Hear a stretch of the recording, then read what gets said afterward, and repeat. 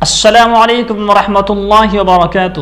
معزز ناظرین کرام، ایک صاحب نے سوال کیا ہے کہ عمل کثیر کسے کہتے ہیں؟ تو اس کا جواب یہ ہے کہ عمل کثیر کے سلسلے میں 3 اقوال موجود ہے جو زیادہ راجح ہیں، جس پر وقتاً فوقتاً علماء کرام اور مفتیان کرام فتویٰ دیتے ہیں۔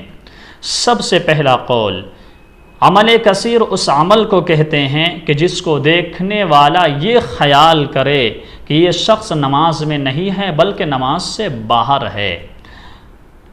مثلا ٹوپی اتار کر پہننا، یا دونوں ہاتھوں سے سر کھجانا، یا اچھل کود کرنے لگنا۔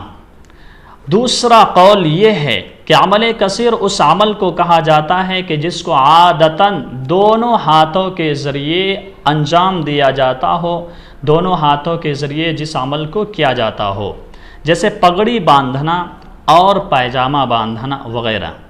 اور تیسرا قول یہ ہے کہ عمل کثیر اس عمل کو کہا جاتا ہے کہ کسی ایک رکن میں پے در پہ حرکت کرنا، مسلسل حرکت کرنا۔ مثلا ایک رکن جیسے سجدے میں موجود ہے تو سجدے میں اس نے کوئی ایسا عمل کیا جو نماز کے علاوہ عمل ہے اور نماز کے علاوہ وہ فعل ہے، اس نے 3 مرتبہ کیا تو نماز اس کی فاسد ہو جائے گی۔ تو عمل کثیر کا حکم یہ ہے کہ عمل کثیر اگر کوئی شخص، کوئی نمازی نماز کے اندر کرے تو اس کی وجہ سے نماز سے وہ شخص خارج ہو جائے گا، نماز اس کی خراب ہو جائے گی۔